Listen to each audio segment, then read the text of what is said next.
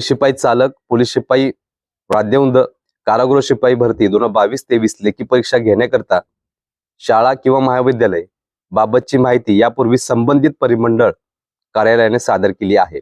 बघा मी काय म्हणतोय, जे पाठीमागे मी तुम्हाला सांगितलं होतं की सगळ्या गोष्टी प्रोसेस पूर्ण झालेल्या आहेत. हे वाक्य सुद्धा लक्षात ठेवायचं. विधानसभेच्या अगोदर एक व्हिडिओ बनवलेला होता किंवा कंटिन्यू सांगत होतो की सगळा सेटअप तयार होता.